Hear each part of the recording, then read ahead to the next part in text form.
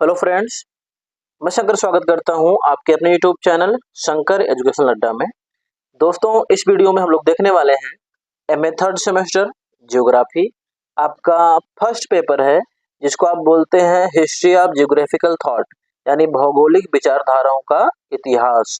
और यह जरूरी नहीं आप जिस यूनिवर्सिटी में पढ़ रहे हैं वहां पर हिस्ट्री ऑफ ज्योग्राफिकल थॉट को थर्ड सेमेस्टर में ही रखा गया हो।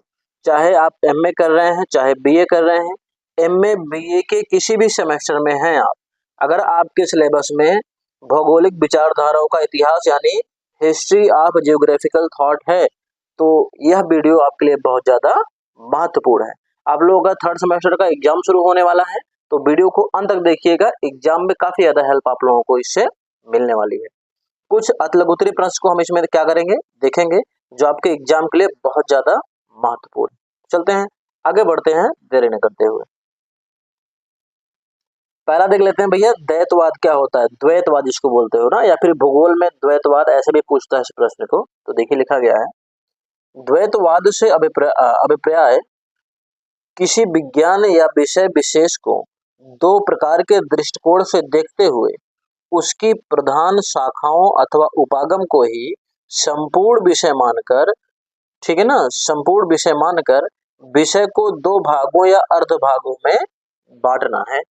कहने का मतलब यह है कि द्वैतवाद का मतलब क्या होता है, किसी भी विज्ञान को, किसी भी विषय को, या फिर भूगोल को ही क्यों ना ले लेते हैं, इसको जो है पूरे जो है विषय को, ठीक है ना, हम दो दृष्टिकोण से देखते हैं। क्या करते हैं, दो दृष्टिकोण से देखते हुए, दो प्रकार की दृष्टि से देखते हुए उसकी जो प्रमुख शाखाएं होती हैं, उनके जो प्रमुख उपागम होते हैं, उसको संपूर्ण विषय मान करके उसको दो भागों में हम क्या कर देते हैं, डिवाइड कर देते हैं, दो भागों में क्या कर देते हैं, बांट देते हैं। ठीक है ना। इसी तरीके से भूगोल को भी दो भागों में डिवाइड किया गया आपका, एक प्रादेशिक उपागम और एक आपका क्रमबद्ध उपागम। यह है आपका द्वैतवाद भूगोल में। ठीक है ना, चलते हैं आगे बढ़ते हैं। आगे दिया गया है कि वास्तव में इस आधार पर भूगोल का दो अर्धकों में विभाजन या बंटवारा जो है विद्वानों के मस्तिष्क का अंतर्द्वंद ही कहा जाना चाहिए। कहने का मतलब है, ये तो भैया जो बताया गया है कि किसी भी सब्जेक्ट को, किसी भी विषय को, ठीक है ना, दो भागों में बांटकर उसका अध्ययन करना ही क्या कहलाता है, उसमें द्वैतवाद कहलाता है। तो यहाँ दिया गया, वास्तव में जो इस आधार पर अगर भूगोल को दो अर्धकों में विभाजित किया जाता है, दो भागों में बांटा जाता है विद्वानों के द्वारा, इसका मतलब यह है कि विद्वानों के मस्तिष्क का अंतर्द्वंदी इसे कहा जाना चाहिए। ठीक है ना, वास्तविक इसे नहीं कहा जा सकता है। भूगोल के वास्तविक विषय क्षेत्र एवं चिंतन में इस आधार पर इसका प्रभाव आज भी नकारात्मक ही माना गया है।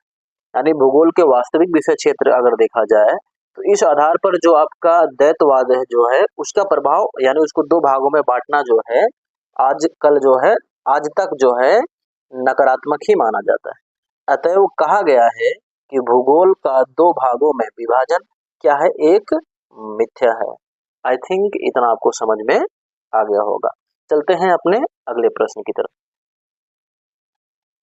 अगला प्रश्न हमारा क्या है भैया, क्रमबद्ध भूगोल क्या होता है, इसके बारे में बात करनी है।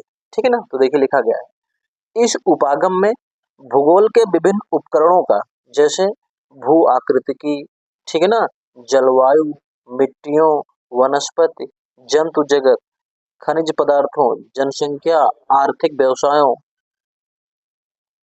कृषि उद्योग, परिवहन, व्यापार आदि का अध्ययन जो है समस्त पृथ्वी भर के लिए होता है। कहने का मतलब जो आपका क्रमबद्ध उपागम है, इस उपागम में भूगोल के विभिन्न उपकरणों का अध्ययन जो है पूरे समस्त पृथ्वी के लिए किया जाता है। अब उसके विभिन्न उपकरणों में क्या क्या समाहित हो सकते हैं, आपका भू आकृति हो गया, जलवायु हो गया, मिट्टियां हो गई, वनस्पति हो गया, जंतु जगत हो गया, खनिज पदार्थ हो गए, जनसंख्या, आर्थिक व्यवसाय, कृषि उद्योग, परिवहन, व्यापार, ये सारी चीजें जो है उसमें सम्मिलित। ठीक है ना। इसमें प्रत्येक प्रकरण या तत्व का या फिर तत्व सम्मिश्रण का जो है विश्लेषण होता है। कह रहा है इसमें जितने भी प्रत्येक प्रकरण के तत्व हैं उनका या फिर तत्वों का सम्मिश्रण का, जो तत्व सम्मिश्रण है उसका जो होता है भैया विश्लेषण किया जाता है। और संसार में उसके वितरण के क्षेत्रों या प्रदेशों का सीमांकन किया जाता है। पूरे संसार में जो तत्व सम्मिश्रण है कहाँ कहाँ पाया जाता है, ठीक है ना, उसका वितरण किन किन क्षेत्रों में, किन किन प्रदेशों में पाया जाता है, उसका सीमांकन किया जाता है इसमें। आई थिंक इतना क्लियर हो गया होगा। चलते हैं आगे बढ़ते हैं। आगे लिखा गया है कि संक्षेप में क्रमबद्ध वर्गीकरण की रीत में प्रत्येक भौगोलिक तत्व का तत्व सम्मिश्रण के गुणों और विशेषताओं का विश्लेषण होता है तथा संसार में उसके वितरण के भी प्रदेश समझाए जाते हैं।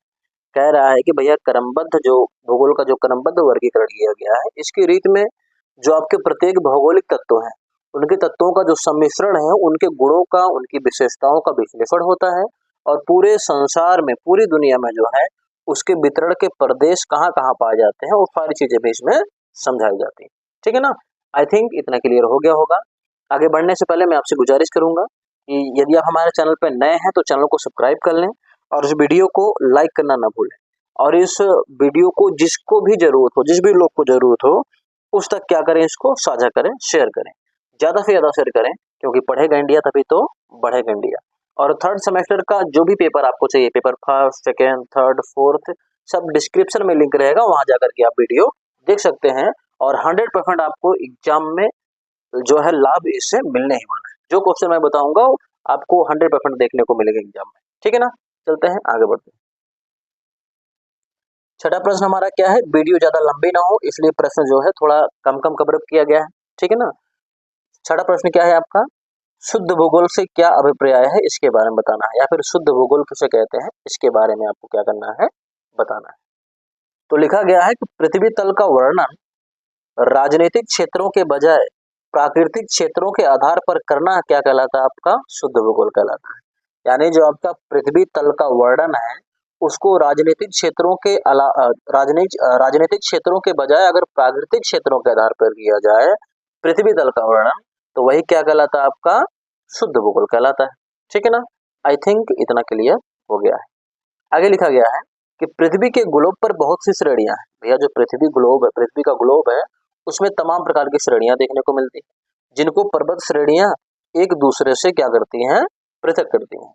जिनको क्या करते हैं भैया, जो पर्वत श्रेणियां होती हैं वो तमाम प्रकार की श्रेणियों को एक दूसरे से क्या करते हैं, अलग करती हैं, यानी पृथक करती हैं। ठीक है। आगे इस सिद्धांत को विस्तार पूर्वक लिखते हुए पृथ्वी के ग्लोब का वर्णन लिखने पर 17वीं शताब्दी में, ठीक है ना, अथानासियस किस्पर ने बल दिया, परंतु उस समय इस विचार पर ध्यान नहीं दिया गया।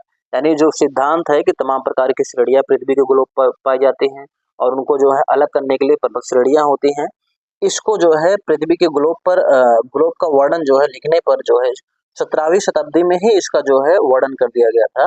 किसके द्वारा, अथानासियस किस्पर के द्वारा बल दिया गया था इस पर, परंतु जो है उस समय इस विचार पर कोई ध्यान नहीं दिया गया। ठीक है ना। 18वीं शताब्दी के मध्य में इस विचार का जो पुनर्जागरण हुआ, भैया जो 18वीं शताब्दी है उसके मध्य में जो है इस विचार पर पुनर्जागरण हुआ। शुद्ध भूगोल विचारधारा का पालन जो है बुआचे, ठीक है ना, गटेरेर, होममेयर, ज्यूनेन आदि भूगोलवेत्ताओं ने जो है किया है। ठीक है ना। आई थिंक इतना आपको समझ में आ गया होगा। चलते हैं अपने अगले प्रश्न की तरफ, जो कि आज का आखिरी प्रश्न है। ब्रिटिश भूगोलवेत्ताओं के नाम लिखिए। तो भैया प्रमुख ब्रिटिश भूगोलवेत्ता कौन है, मैकिंडर हो गए आपके, ठीक है ना, हरबर्टसन हो गए आपके, रॉक्सबी हो गए, फ्ल्यूर हो गए, ठीक है ना। आगे क्या है, बुलरिज हो गए, एलडी स्टाम्प हो गए, चार्ले एवं हैगेट, ये जो है भैया आपके कहाँ के, ब्रिटिश भूगोलवेत्ता थे। आई थिंक वीडियो आपको समझ में आई है। अगर वीडियो समझ में आई है तो चैनल को सब्सक्राइब और वीडियो को लाइक करना मत भूलें और इस वीडियो को ज्यादा से ज्यादा शेयर करें, क्योंकि पढ़ेगा इंडिया तभी तो बढ़ेगा इंडिया। मिलते हैं आपसे अगले वीडियो में।